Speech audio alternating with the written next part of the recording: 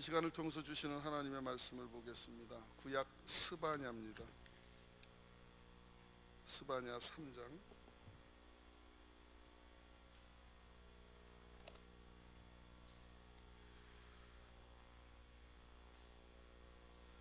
14절로 20절까지의 말씀입니다.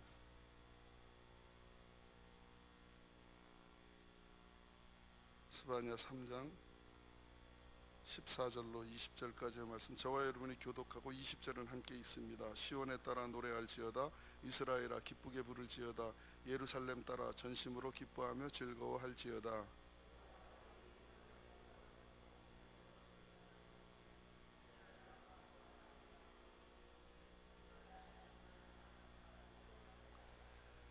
그날에 사람이 예루살렘에 이르기를 두려워하지 말라, 시온아 내 손을 늘어뜨리지 말라.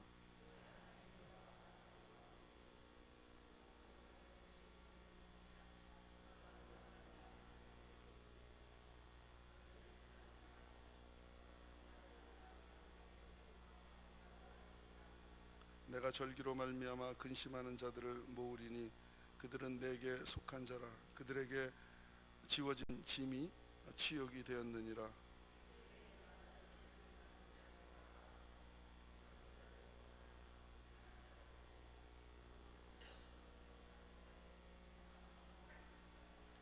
함께합니다. 내가 그때 너희를 이끌고 그때 너희를 모을지라.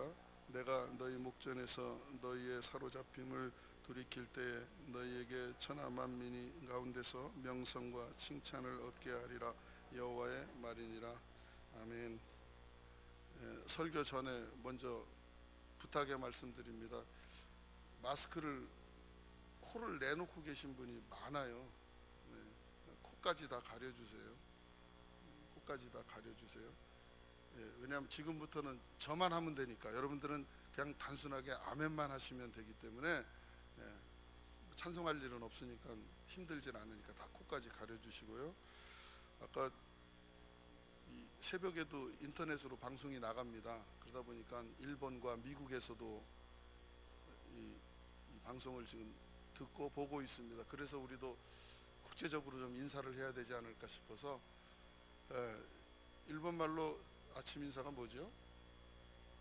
오하요 고자이마스죠. 그리고 영어로 아침 인사가 뭐죠? 굿모닝이죠. 두 개를 합쳐서 한번 해보겠습니다. 오하요 모닝. 왜 안 하세요? 오하요 모닝. 양쪽에 있는 사람이 한 번에 알아들었어요. 동시에. 저는 이렇게 동시 통역 뭐 이런 거 다 합니다. 오하요 모닝. 그렇게 하시면 지금 일본에 계신 한항수 목사님이나 미국에 계신 바게스토 목사님 모두 다가 또 그 교인들까지 다 한꺼번에 다 인사하고 들을 수가 있습니다. 우리 한 번 더 하겠습니다. 오하요 모닝. 미국의 샬롬교회도 영어로 하니까 알아서 다 알아들을 거예요. 벌써 오하요 모닝 그러면 다 알아듣습니다. 맞는 언어인지는 모르지만 두 개를 한번 섞어봤습니다. 너무나 한꺼번에 인사할 수 있는 것은 아닌가 하는 생각을 해봐서 제가 졸려서 한번 해봤습니다. 안 졸릴 것 같아서. 하나님께서 일기를 너무나 좋게 해주셨습니다. 비가 온다고 귀찮아하지 마시고, 비가 오는 것도 다 하나님이 해주신 거기 때문에 좋다라고 생각하면 다 은혜가 되고 은총이 되리라 믿습니다. 오늘날 많은 사람들이 자신을 둘러싸고 있는 여러 가지 상황들을 보면서 절망에 빠져 있습니다. 특별히 우리나라 사람은 자기의 상황을 두고 배부르면 배불러 죽겠다, 배고프면 배고파 죽겠다, 더우면 더워 죽겠다, 추우면 추워 죽겠다. 우리나라 사람은 모든 상황이 다 절망적입니다. 왜 그런지는 모르겠지만 절망적입니다. 그래서 이 절망 가운데서 헤어나질 못하고 이 절망 속에 살아갑니다. 최근에 뉴스를 들어보면 전부 다 하는 소리가 홍수 피해가 있습니다. 어떻게 살아야 될지 참 막막합니다. 앞으로 이 일을 어떻게 해결해야 될지 모르겠습니다 라는 그런 인터뷰 내용이 대부분입니다. 그리고 몇몇 사람이 그래도 어떻게 되겠지요, 혹은 도와주십시오 라는 그런 인사들을 하게 됩니다. 우리 기독교인들은, 특별히 우리 영남범세교 선교회 성도님들은 절대로 그런 절망적인 기도를 하거나 절망적인 한탄을 해서는 안 됩니다. 그것 또한 하나님이 만들어준 상황이고, 그곳에서 또한 하나님을 붙들고 또 하나님으로 인하여 절망이 아니라 절망이 희망이 되어서 그곳에서 벗어나고 하나님의 도우심으로 다시 극복하고 일어서게 될 줄로 믿습니다. 우리에게 있어서는 하나님이 계시기 때문에, 언제든지 하나님이 계시기 때문에 절대로 절망이 아니라 우리는 소망을 가운데 살게 됩니다. 하나님을 믿는 사람들은 아무리 둘러싸여 있는 상황이 절망적이라 할지라도 실망하지 않는 이유 바로 하나입니다. 오늘 본문 말씀 속에서도 보면 오히려 그 가운데서 기뻐하고 즐거워할 수 있는 이유는 다른 것이 아니라 기쁨과 구원의 근원이 바로 우리가 믿는 여호와 하나님 앞에 있기 때문에, 그 여호와 하나님께서 우리를 구원해 주시기 때문에 우리에게 있어서는 절망이 아니라 오히려 그 모든 것이 소망이라는 거예요. 여러분 기쁘지 않습니까? 내가 죽을 날이 다 됐구나, 내가 이번 일로 순교를 할 수 있구나, 하나님 앞에 갈 수 있는 게 더 가까워졌구나 하는 그런 생각을 해보면 오히려 우리의 어려운 상황들은 기쁜 상황이 될 수도 있습니다. 왜냐하면 세상 사람들과는 다른 복이 우리들에게 있습니다. 그것이 무엇이냐면 하나님과 함께 한다라고 하는 겁니다. 우리가 이런 소망이 없다면 오늘 여기 올라와서 왜 이 새벽에 재미없는, 또 별로 제 설교는 막 뜨겁게 불태우는 설교는 아닙니다.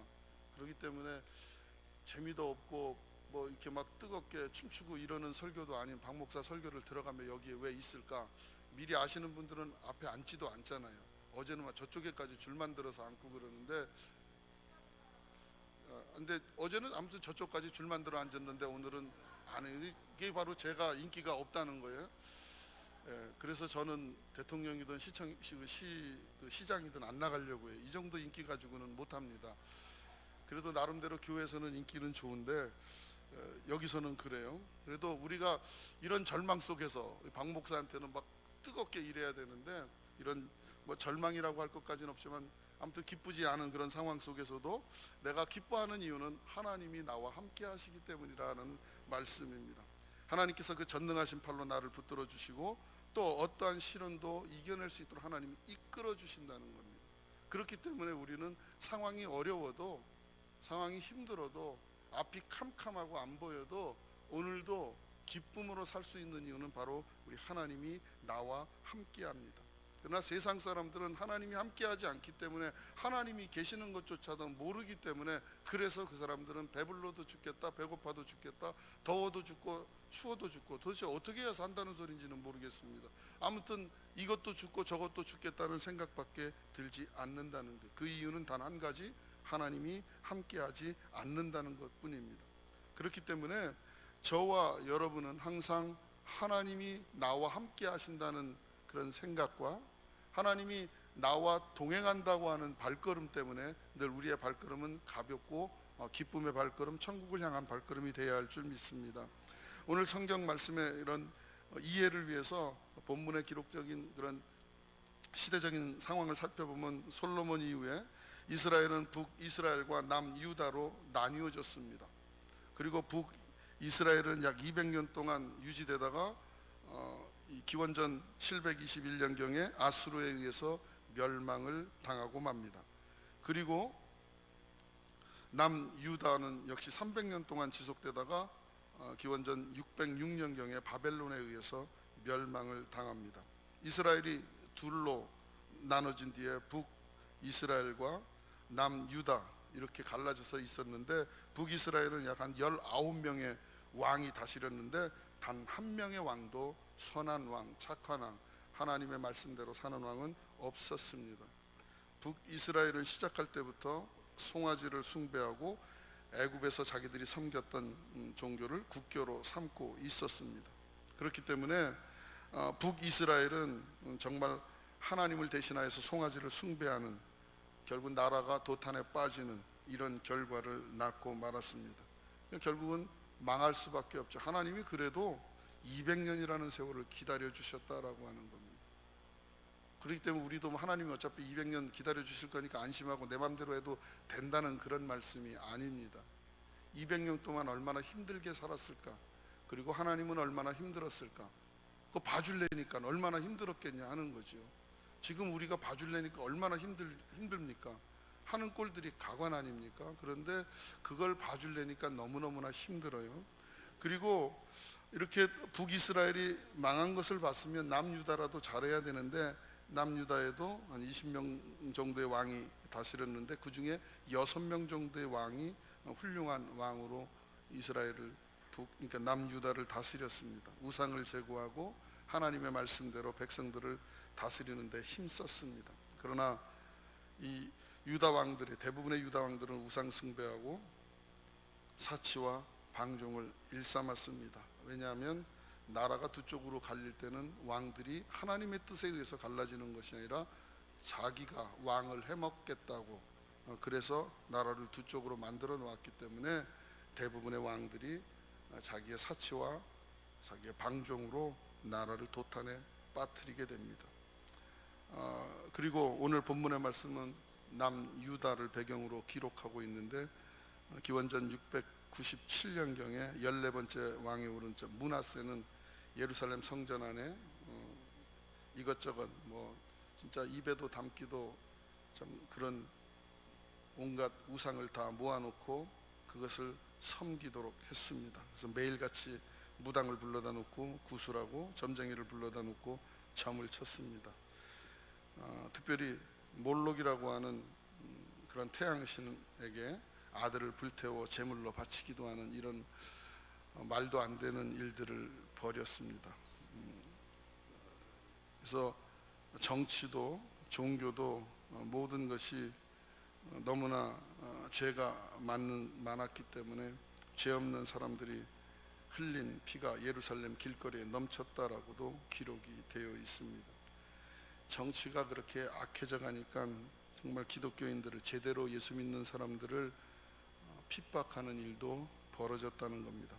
이렇게 악정을 펼치던 므낫세가 죽고 나서 그 아들 아몬이 왕이 되었는데, 아버지 므낫세의 정책을 그대로 답습하다가 왕이 된 지 2년 만에 구테타가 일어나서 또 암살당하고 맙니다. 아주 나라가 엉망이 됩니다. 그리고 그 아몬의 아들 요시아가 8살에 왕에 오르게 됩니다. 그런데 다행스럽게도 요시아는 어린 나이임에도 불구하고 하나님을 섬길 줄 아는 그런 왕이 되었습니다. 그래서 남유다가 하나님의 뜻대로 제대로 가기 위하여 나라를 다스리는데, 하나님의 뜻대로 다스리는데 애를 썼습니다. 그런데 너무나 나라가 오랜 세월 동안 깊은 죄악에 빠져 있었기 때문에 좀처럼 거기서 벗어나오기 힘들었습니다. 그렇기 때문에 하나님께서 스바냐 선지자를 세우게 됐습니다. 이게 바로 오늘 본문 말씀의 배경입니다. 저와 여러분도 마찬가지입니다. 우리나라에도 오랜 불교, 오랜 유교로서 인하여 그것이 우리 삶 속에 그냥 그대로 잡혀 있습니다. 그러다 보니까 교인임에도 불구하고 어떠한 일을 할 때도 예배라는 것을 앞에 드림으로 인하여서 그게 기독교식이다라고 이렇게 생각하는 일들도 참으로 많이 있습니다. 특히 제일 가장 많이 나타나는 부분이 아마 장례식에서 제일 많이 나타날 겁니다. 누가 돌아가셨으면 3일장이야 5일장이야. 예수 믿는 사람이 3일장 5일장이 어디 있습니까? 그냥 때 되면 하면 되는 일인데, 그렇게 참고로 미국 같은 경우에는 언제 죽은 것하고 상관이 없이 장례식을 할 수 있는 건 시검시소에서, 의사가 아무리 사망 선고를 내려도 시검시소에서 검시관이 죽었습니다 라고 도장 땅 찍어줘야 그때부터 뭔가 할 수가 있어요. 그전에는 아무것도 못합니다. 실제로 제가 여러분들도 미국에 오셨던 분은 알겠지만 정한나 권사님이 94세에 돌아가셨는데, 가족들은 장례식을 해달라 그러는데 이 장례식장에서 못한다는 거예요. 그럼 어디까지 할 수 있습니까? 그러니까 발인 예배하고 하간 예배는 다 드려도 가서 묻지는 못한답니다. 이유가 시검시소에서 사망 진단을 안 해주기 때문에. 제 생각에는 의사가 했으니까 괜찮은 거 아닙니까? 그랬더니 의사가 무슨 소용이 있냐, 시에서 죽었다고 확인을 해줘야 그때 가서 사람을 밑으로 내릴 수가 있다는 거예요. 그래서 아마 황 목사님도 그런 장례식은 안 해봤을 거예요. 다 하고 하간 예배 다 드리고 관을 밑으로 넣지 못하고 며칠 기다렸다가 새로 가서 넣은 일, 그런 일도 저도 장례식을 해봤는데요. 그만큼 미국이라는 나라는 아직도 성경책 위에다가 손을 얹어놓고 대통령이 선서하는 나라입니다. 그만큼 기독교가 바탕이 되어 있고 모든 법을 만들 때 성경에 나와 있는 규례, 율례, 법도, 명령, 계명을 기준으로 하여서 법을 만듭니다. 뭐 미국이 여러분 그렇게 타락했다고 아무리 그래도 아직까지는 나라의 대통령이 그렇게 그가 불교 신자든 유교 신자든 뭐 캐톨릭 신자든 상관없이 그 위에다 손을 얹어놓고 선서를 하게 되어 있는 나라입니다. 그렇기 때문에 사망 진단이 법이 있으면 법대로 하면 되는데 우리나라는 기독교인들 먼저 누구 죽었으면 언제 죽었어? 금요일 날 늦게 저녁 11시 59분 그러면 금, 토, 일 주일날 새벽에 해야 되겠네. 요즘은 주일날도 기독교인들도 발인하고 장례 다 합니다. 그런 것을 봤을 때 참 우리나라는 이 유교적인 게 너무나 그 안에 깊숙이 박혀 있기 때문에 나도 모르는 새예요. 어쩌면 이렇게 말하는 목사, 저는 태어나면서부터 예수 믿었지 그전에는 뭐 예수를 안 믿었습니다. 이거 모태신앙입니다. 그래서 못하는 것도 많긴 하지만 아무튼 모태신앙이기 때문에 한 번도 다른 종교를 접해본 적은 없어요. 구경은 해봤어도. 그렇기 때문에 이 안에 살았음에도 불구하고 제 아들도 마찬가지고 아마 우리 한국 사람들 피 속에는 그 불교적인 것, 유교적인 게 그렇게 흘러오고 있습니다. 그러니까 이게 참 빠지기란 너무나 어렵습니다. 그렇기 때문에 우리들이 한번 제대로 아이들을 가르치지 못하면 우리들 아이들 속에도 가르치지도 않았는데 일본 사람이 밉다는 등 뭐 미국 사람이 좋다는 등 뭐 이런저런 자기 나름대로 이런 것들을 갖게 돼요. 가르쳐 주지 않아도 우리 피 속에 그런 게 흐르는 것 같아요. 이걸 깨끗이 씻기 위하여서도 우리는 예수님의 피로서 깨끗함을 받아야 할 줄 믿습니다. 전에 한번 가르쳐 드린 것 같은데 우리 혈액형이 뭐라고 제가 가르쳐 드렸죠? 예? 왜 확실하게 답변을 못 하세요? 적어도 우리 광복교 교인들은 답변을 제대로 해야 되는데 우리들에게는 혈액형이 딱 두 개가 있습니다. C형 아니면 J형입니다. 지저스 예수형이나 그리스도 C형, 그렇게 두 개밖에 없습니다. 우리는 혈액형이 두 개. 근데 이 두 개가 서로 다 주고받아도 아무 상관없어요. 그러니까 우리는 세상 것이 아니라 하나님의 것으로만 살아가는 사람들이기 때문에 그렇기 때문에 우리는 세상 것이 우리 피 속에서 흐르게 되면 우리도 여전히 돌아가셔서 3일장에 5일장에 주일이 꼈는데 어떡하지? 이런 소리를 안 하게 된다는 거죠. 무엇이든지 믿음으로 하게 되어 있고 하나님의 이름으로 하게 되어 있는 사람이 우리인데 그래서 우리는 예수님의 피를 수혈을 받았음에도 불구하고 우리는 엉뚱한 일을 하게 된다라는 겁니다. 그만큼 우리들의 삶이 생활이 현장이 얼마나 중요한지를 말씀해 주고 있습니다. 하나님께서는 아무튼 이런 남유다에게 스바냐라는 선지자를 세우고 이스라엘을 바꾸기 시작하였습니다. 낙심 가운데 빠져있는 유다 백성들에게 희망의 메시지를 선포하였습니다. 하나님께서는 죄악과 도탄에 빠져있는 유다 백성들에게 다시 한번 힘을 내서 일어서라라고 이렇게 말씀하고 있습니다. 오늘 본문 말씀을 통해서 하나님께서 우리 민족에게 하시는 말씀, 즉 우리에게 베풀어 주실 은총을 생각하며 감사가 넘치는 그런 이번 시간이 되었으면 합니다. 첫 번째, 이스라엘에 대한 하나님의 권면의 말씀입니다. 14절을 보니까 이런 말씀이 나옵니다. 시온의 딸들아 노래할지어다. 이스라엘아 기쁘게 부를지어다. 예루살렘 딸아 전심으로 기뻐하며 즐거워할지어다 라고 하였어요. 하나님의 그런 권면의 말씀은 다른 것이 아니라 시온이 기뻐하며 이스라엘과 예루살렘이 마음을 다하여서 기뻐하며 즐거워하라라는 말씀입니다. 왜냐하면 그들에게 있어서 이제 이런 어려운 시간들이 지나갔고 하나님께서 그들을 위하여 예비해 놓으신 땅에서 하나님이 주시는 평안함에 거하게 될 것이다 라고 하는 말씀입니다.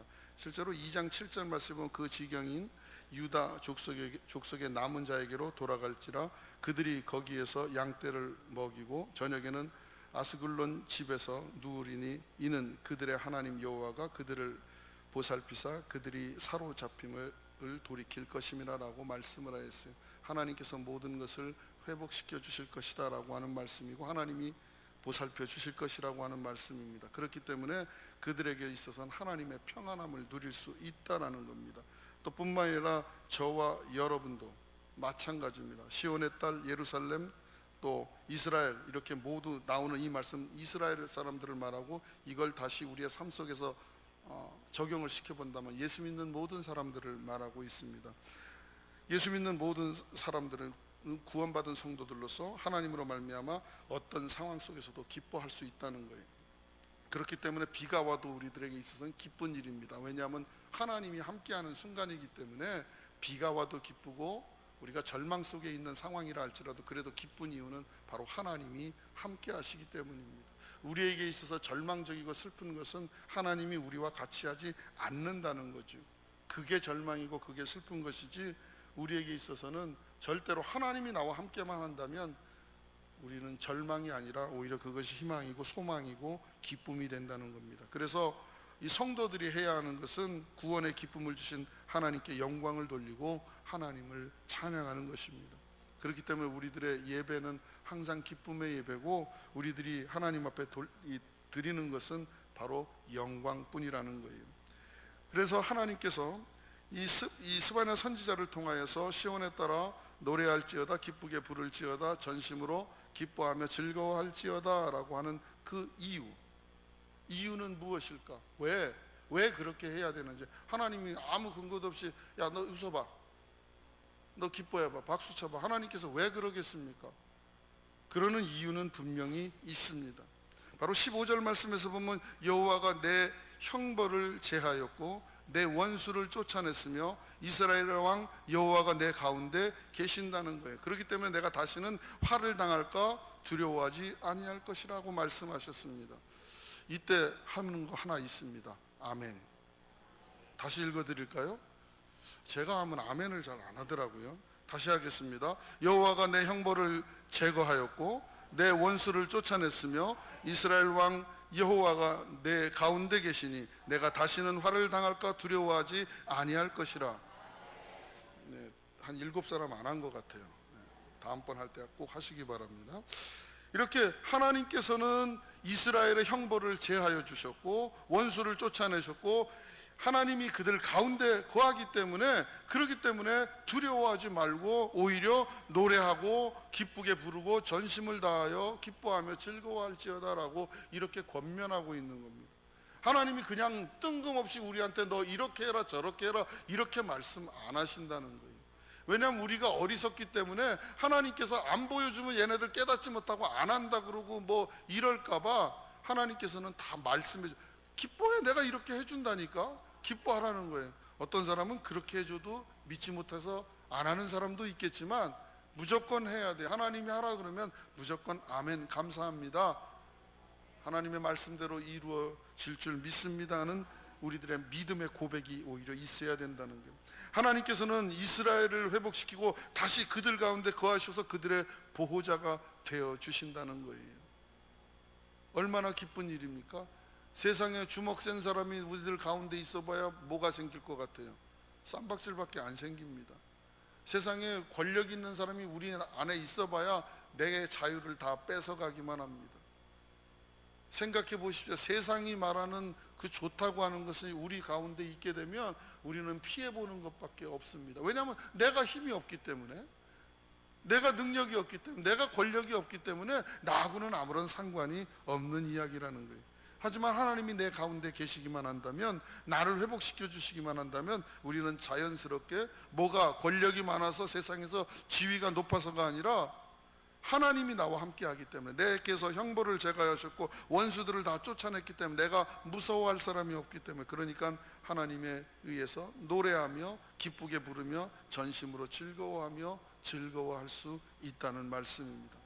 이렇게 하나님께서는 우리가 하나님과 다른 길로 나아갈 때 우리의 대적을 사용하셔서 우리를 바로 세우고 우리를 책망하셔서 돌이키시고 난 뒤에 우리가 또 기뻐할 수 있는 근거를 우리에게 제시해 주시는 분입니다. 왜 구원받은 자가 구원받지 못한 자와 다른 게 무엇입니까? 구원받지 못한 자와 구원받은 자의 다른 점은 다른 것이 아니라 우리는 하나님의 인도함을 받는다는 거예요. 때로는 우리가 곁길로 간다 할지라도 하나님께서 우리를 바른 길로 인도해 주신다는 겁니다. 그렇기 때문에 우리들이 기뻐해야 되는 것은 하나님이 나와 함께 가시기 때문에, 이스라엘 왕 여호와가 내 가운데 계신다라는 거예요. 그렇기 때문에 저와 여러분은 기뻐해야 할 줄 믿습니다. 또한 그날 16절 말씀에서는 그날에 이 예루살렘에 이르기를 두려워하지 말라, 시온아 내 손을 늘어뜨리지 말라라고 이렇게 말씀하였습니다. 왜 그렇게 하지 말아야 될까? 앞에 이미 15절 말씀에서 보면 내 형벌이 제하여졌고 내 원수를 쫓아냈고 하나님이 너희 가운데 있기 때문에 두려워하지도 말아야 되고, 그 시온이 그의 손을 늘어뜨린다, 즉 이것은 뭐 절망 가운데 있고 죽은 사람이 늘어뜨리게 되는 겁니다. 그런 걸 하지 말라는 거예요. 왜냐하면 성도들에게는 하나님이 함께 하시기 때문에 두려워할 필요가 없고, 다만 우리에게 요구된다는 것이 있다면 담대한 신앙일 겁니다. 누가 뭐라 그러면 나 하나님의 사람이야. 뭐 요즘 여러분들 그런 텔레비 드라마를 보셨나 모르겠는데요, 가끔 틀어보면 아주 지나간 거 이렇게 해주는데 보면 야인시대라고 하는 그 김도한을 배경으로 한 그런 게 가끔 나옵니다. 뭐라 그러면 나 종로 사람이야. 그래서 어쩌라는 거예요. 종로에 산다는 건지, 자기가 그지 김도한이하고 같은 패거리다 뭐 이런 소리입니다. 우리들도 할 수 있습니다. 뭐라 그러면 나 하나님의 사람이야. 우리는 그거에 뭐라 그러면 뭐 아무리 힘이 있고 능력이 있고 권력이 있고 총칼이 와도 우리들이 해야 되는, 나 하나님의 사람이야, 까불지 마. 이런 담대함이 우리들에게 요구된다는 거예요. 왜냐하면 하나님이 나와 함께 하신다는 거예요. 죽으면 얼마나 좋습니까? 그러다가 죽으면 사람들, 세상 사람들 커봐, 저거 내가 저럴 줄 알았어 이럴지 모르지만 우리는 내가 순교할 수 있기 때문에 오히려 기쁨이 된다는 겁니다.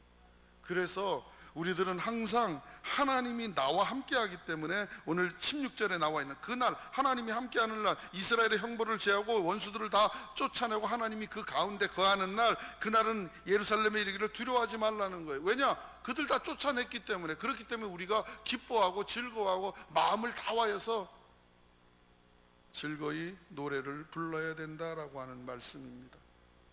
그런데 우리에게 해주실 그런 그분이 누굽니까? 어떤 분입니까? 여러분, 하나님은 어떤 분이에요? 성경을 아까 읽을 때 마음에 담고 읽진 않으셨나 봐요. 17절 말씀을 보면 이렇게 분명히 나와 있습니다. 너의 하나님 여호와가 너의 가운데 계시니 그는 구원을 베푸실 전능자라고 말씀하였습니다.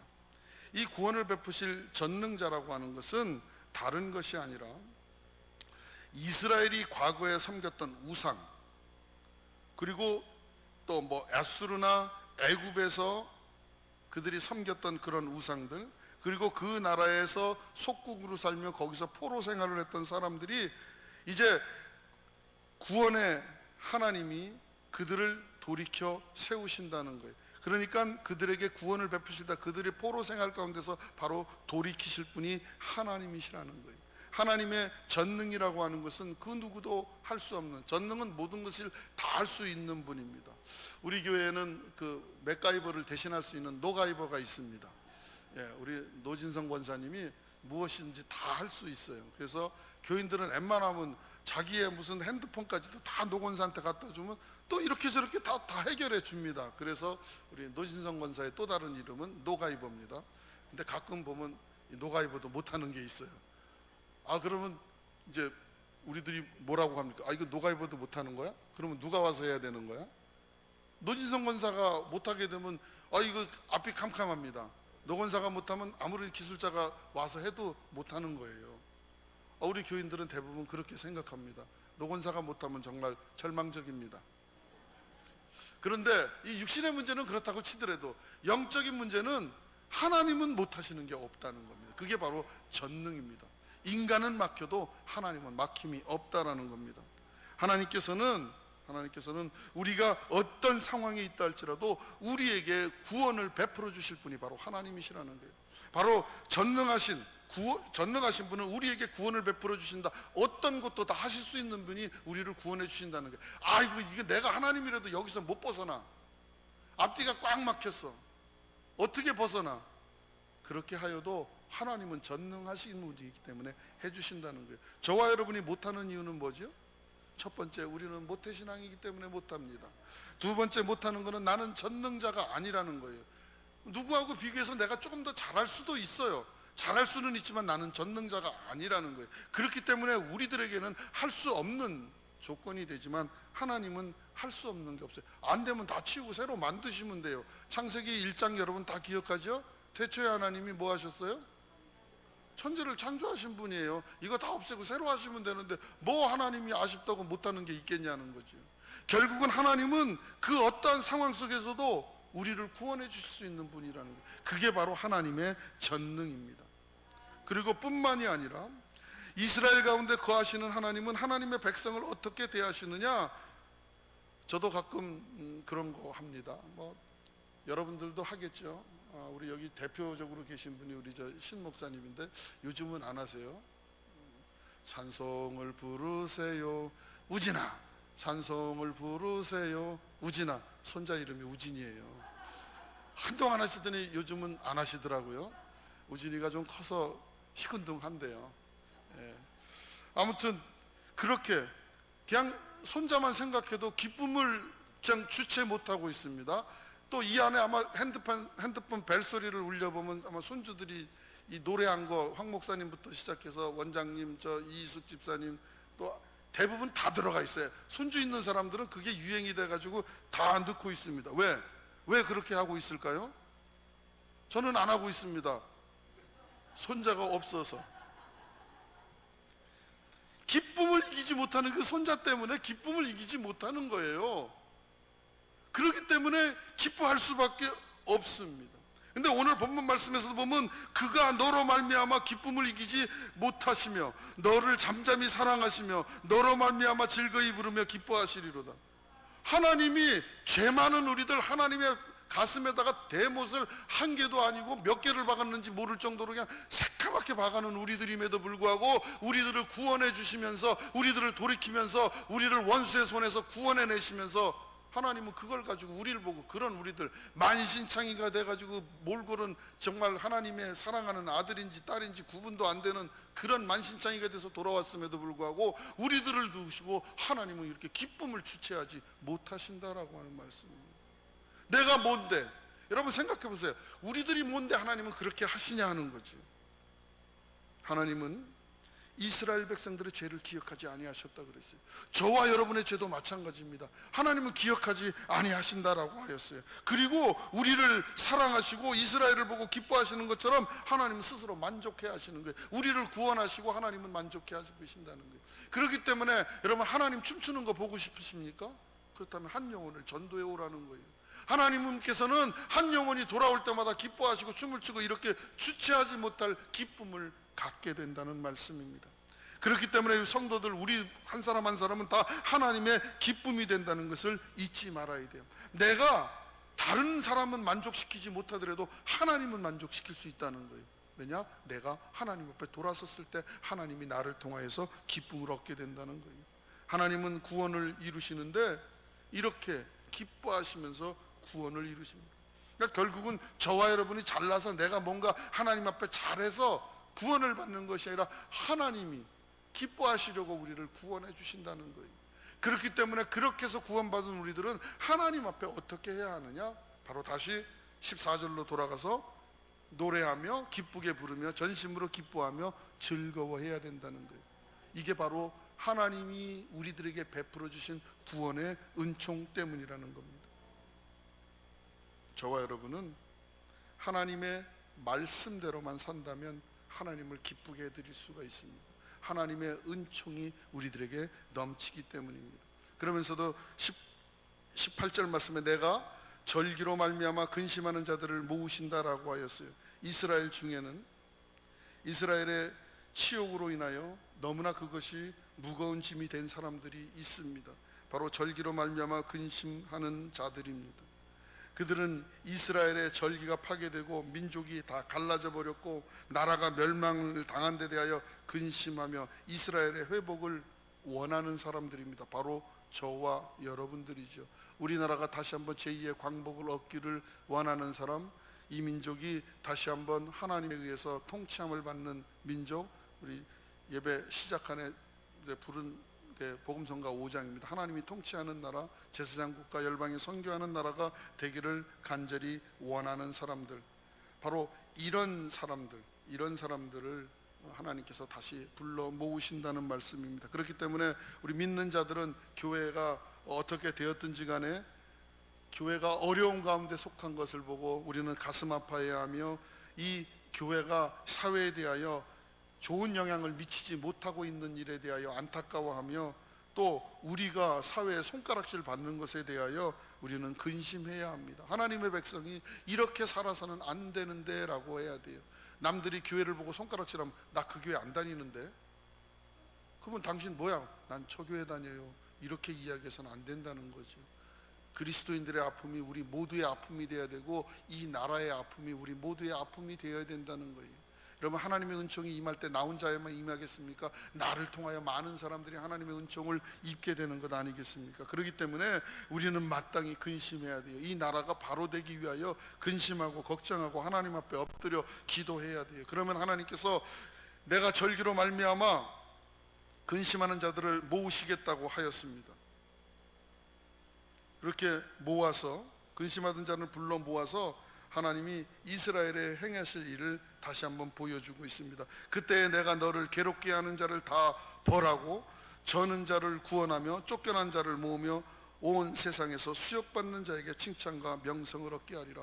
바로 하나님의 은총을 우리들에게 보여주시고 우리들에게 그 은총을 내려주시겠다는 말씀입니다. 왜냐하면 괴롭히는 자들을 벌하시고, 우리가 힘든 게 무엇입니까? 지금 현재 이 민족이 힘든 게 뭐예요? 정말 우리는 그 300명만 없으면 잘할 것 같아요. 지금도 잘 되고 있는데 그 300명 때문에 우리는 너무나 어렵습니다. 또 우리들이 잘 알다시피 저하고 한 비슷하게 생겼어요. 저보다 무게는 더 나가더라고요. 저 북한에 있는 김정은이. 그게 뭐라고 걔네들이 뭐 한번 쏘겠다 그러면 난립니다. 지금 우리나라의 수해로 엄청난 난리를 피고 있는데 120억을 거기에다 주겠다고 합니다. 내 식구가 배가 불러야지요. 뭔 남의 식구를 먹여 살리겠다고 그러는지. 우리도 분명한 우리와 민족은 맞는데 내 식구가 먼저지. 수문을 함부로 열어서 연천 지역 사람들 다 숨을 시켜놓고 그래 놓고도 뻔뻔스럽게 거기다가 120억을 준다고요? 자기 아버지가 거기 있나? 그 사상이 의심스럽습니다. 하나님께서는 근심하는 자들을 불러 모아서, 그러니까 절기로 인하여 근심하는 자들을 불러 모아서 그 행하실 일을 다시 한번 근심을 덜어주시는데 바로 이겁니다. 너를 괴롭히는 자들을 다 벌하여 주시겠다는 거예요. 원장님 말씀대로 될 줄로 믿습니다. 다시 한번, 내가 너를 괴롭히는 자를 다 벌하시겠다는 말씀입니다. 이거 우리가 아멘해. 우리를 괴롭히는 자 누굽니까? 좋은 집에 사는 사람들이, 아무튼 큰 집에 혼자서 아주 엄청난 땅을 차지하고 사는 사람들이 있어요. 그리고 300명이 모여 있는데 그런 사람들을 벌해 주시겠다는 거예요. 그리고 저 북한 땅을 자기 건 줄 알고 마음대로 움직이는 저 김정은이도 마찬가지입니다. 하나님께서 그를 벌하여 주시겠다는 거고, 저는 자를 구원하시며 쫓겨난 자를 다시 불러 모으고 온 세상에서 이 치욕을 받는 자들, 바로 이런 사람들을 하나님께서 다 불러 모으시겠다는 거예요. 그래서 그 사람들에게 칭찬과 명성을 얻게 한다. 다시 한번 한국이 하나님에 의해서 세워진다고 하는 은총을 베풀어 주시겠다는 거예요.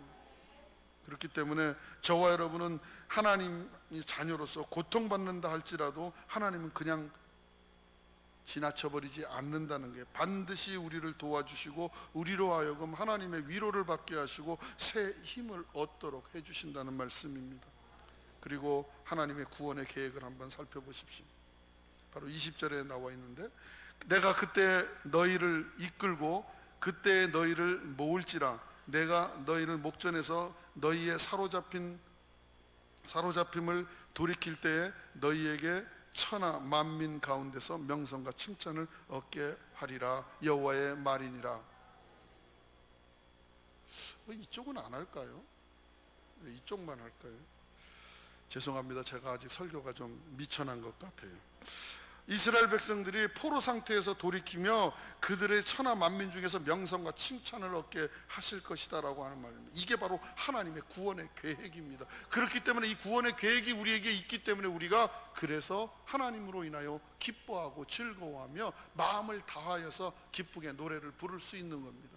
하나님의 은총이 우리들에게 내려주시기만 한다면. 그런데 우리 민족에겐 문제가 있습니다. 좋은 것이 있으면 나쁜 것을 탁 버려두고 가기는 참 쉬운데 내 손에 나쁜 게 그냥 묻어 있다는 거예요. 우리가 회개하지 않는다는 겁니다. 보면 세상에 뻔뻔스러운 사람이 얼마나 많은지 몰라요. 뭐 뻔뻔스럽다면은 아마 이름 붙여준다면 조뻔뻔, 윤뻔뻔 많이 있습니다. 그 뻔뻔스러운 사람들을 보면 저들을 하나님께서 벌하시긴 하실 텐데 내 양심상 죽여달라고는 못하겠고 아무튼 하나님께서 처리해달라고만 얘기해 줄 수가 있겠죠. 그런데 여러분, 우리가 그들에게 원수 갚는 것조차도 하지 말아야 되는 것은 하나님께서 우리를 위로하시고 세상에서 악한 자들을 하나님께서 알아서 제하시고 벌하시겠다고 하시는 말씀이에요. 우리는 그저 하나님의 구원을 보며 기뻐하며 즐거워하며 노래를 불러야 된다는 거예요.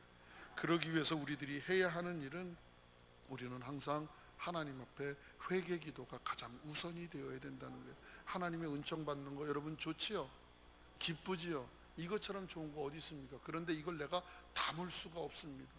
치마폭이 아무리 커도 내가 어떤 큰 그릇을 준비해 놨어도 담지 못하면 그건 그림의 떡이라는 겁니다.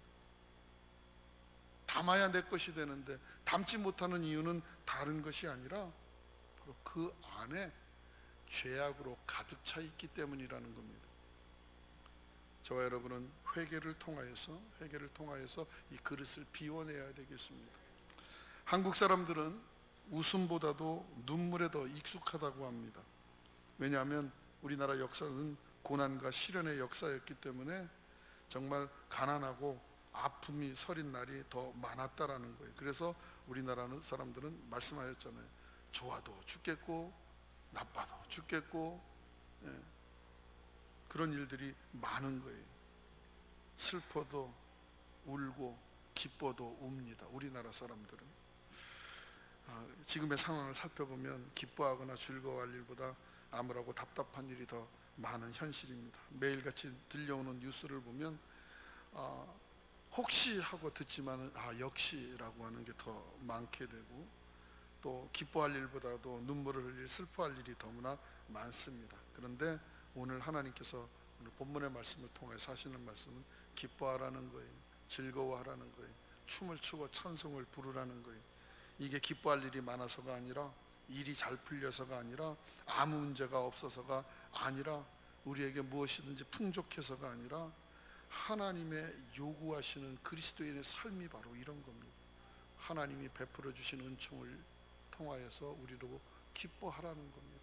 그러니까 내 상황이 바뀌어서 우리는 즐거워하고 좋아할 일이 아니라는 거예요. 그래서 비가 와도 이건 하나님 하신 일이니까 무조건. 오늘 날씨 어떻습니까? 어때요? 불안하죠? 뭐라고 답변해야 될지? 오늘 날씨 어때요? 좋습니다. 오늘 날씨 참 좋아요. 비도 오고, 그렇죠? 비도 쫙쫙 오는 게 아니라 적당히 오니까 좋아요. 저처럼 지금 보세요. 이런 데도 땀을 흘리고 있는데 이 만약에 비 안 왔다고 생각해 보세요. 큰일 날 일이니까 하나님이 얼마나 고마우신지 몰라요. 우린 뭐든지 그렇게 생각해야 돼. 긍정적인 생각을 해야 합니다. 하나님께서는 우리를 구원하신 것을 통하여서 기뻐하신다라고 말씀을 하였어요. 그래서 하나님은 우리를 구원하시고 기뻐하셨기 때문에 우리 또한 그 구원을 받은 우리들은 항상 기뻐해야 합니다. 단 우리들이 이 기쁨을 누릴 수 있는 것은 단 한 가지입니다. 회개하여야 된다는 거예요. 나만 회개하여서 될 것이 아니라 이게 나만 받아서 되겠습니까? 그러니까 우리의 민족이 지었던 죄를 함께 회개함으로 말미암아 뭔가 하나님이 주시려고 해도 줘도 자꾸 떨어뜨릴 수밖에 없는 이런 상황이 오지 않게 하기 위해서 나를 비워야 됩니다. 저는 설교가 맨 앞에 있어서 참 좋습니다. 왜냐하면 회개 설교를 하면 되니까 참 좋아요.